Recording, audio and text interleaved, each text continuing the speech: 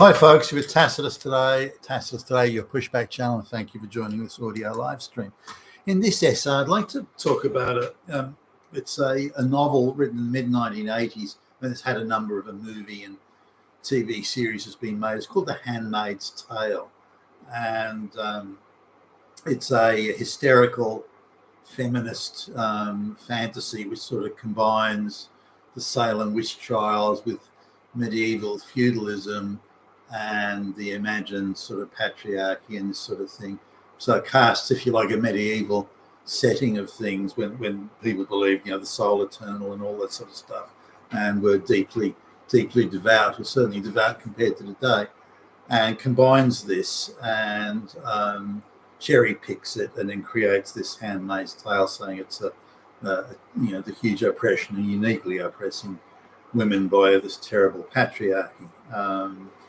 Now, what sort of got me on this was I read from a very, very left-wing, as you can imagine, a very left-wing journal, but they featured this. It's a feature piece on their news website, news website, and the author, who's an Asian lesbian activist, writes that really we're back to the Handmaid's Tale today. The Handmaid's Tale has never been more real than it is right now. What's the evidence of this? Well, let's make some up. There's firstly Donald Trump being elected. That's the. And there's a photograph of Donald Trump going into a church sometime somewhere. There you go. There's that's it. The Christian religion oppressing, and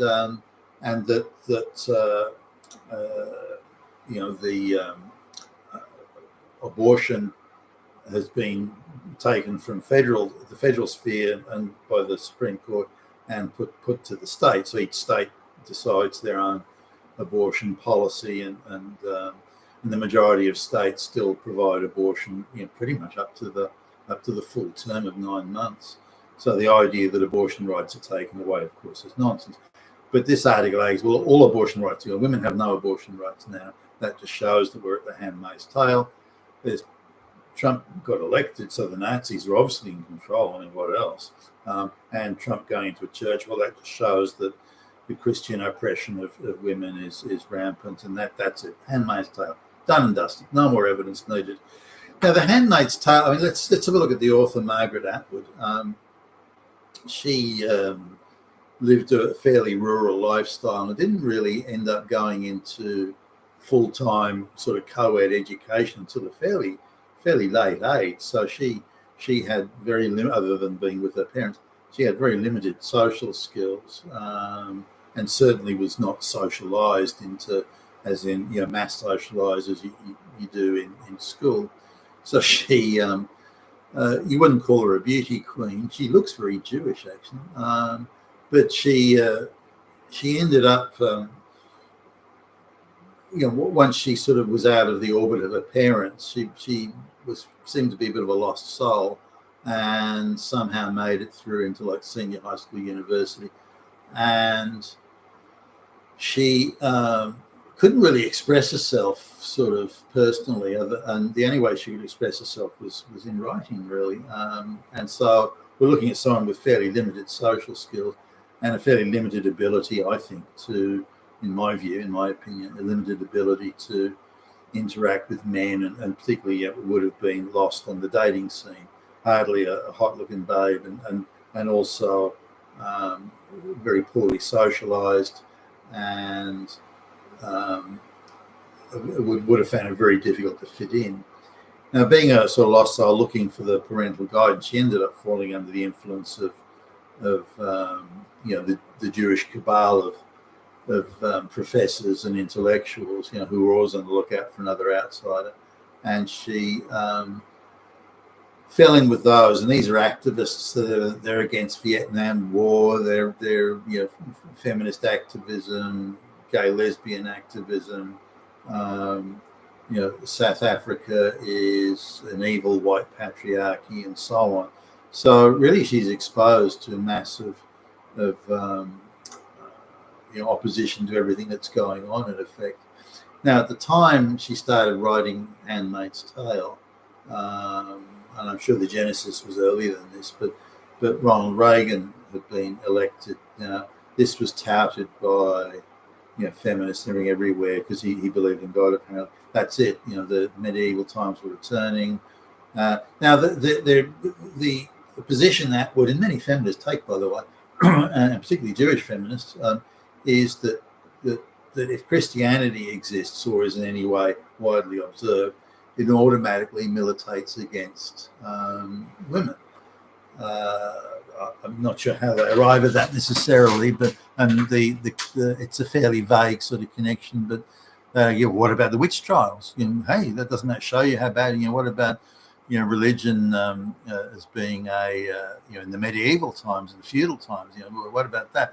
Well, the feudal man peasant was hardly doing very well at those times, but nonetheless, so there's vague references and grabs and cherry-picked portions of history saying that even the slightest evidence of religion or belief in God or adherence to the scriptures of any sort, anything like that, automatically means the subjugation and oppression of women. That's just bang.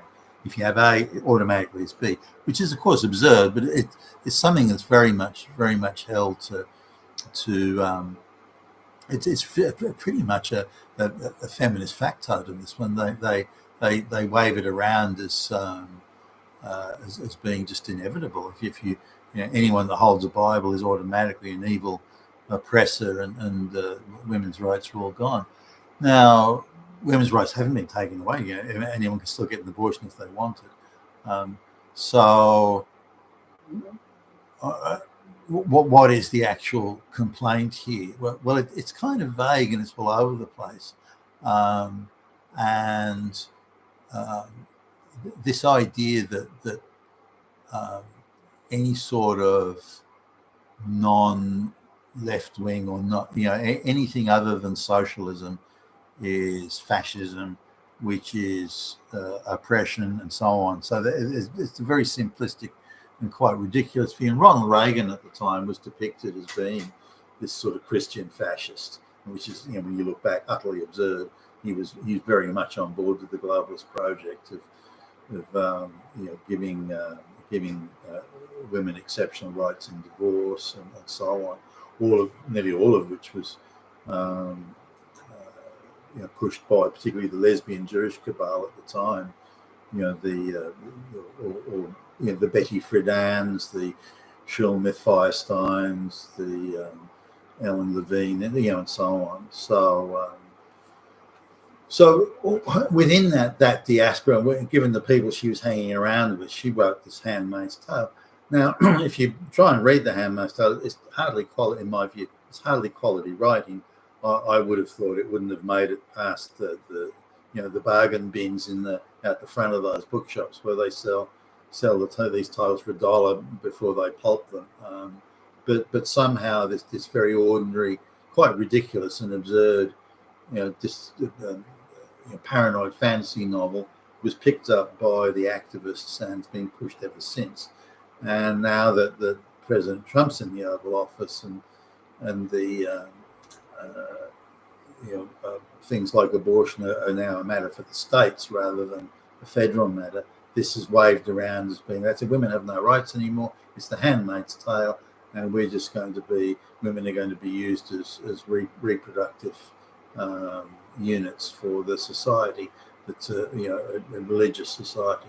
Now they wouldn't say the same. Now, if you like, the only societies in the world that come close to that would be the Islamic societies, but they don't touch that. There's no mention of Islam or Muhammad. It's only the Christian religion is attacked, which is a universal thing across the globalist world at the moment. The only Christian religion has to be. All other religions can do whatever they want, oppress women to the shit house, but they're not going to be commented upon. So it just shows you how disingenuous this is at propaganda.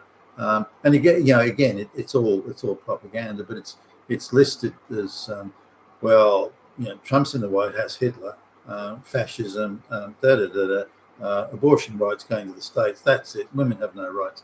So this incredible leap of one connecting to the other is quite astonishing, quite ridiculous. But no one's calling it out. How a project like this Handmaid's Tale gets funding is quite beyond me.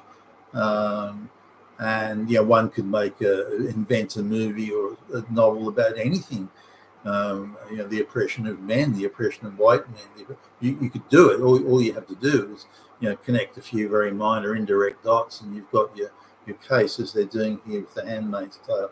So we can dismiss it and write it off as hysterical, absurd propaganda by a very impressionable then young woman who fell under the influence of hysterical, insane activists and produced some low-quality novel that the activists then pushed forward as a cause célèbre.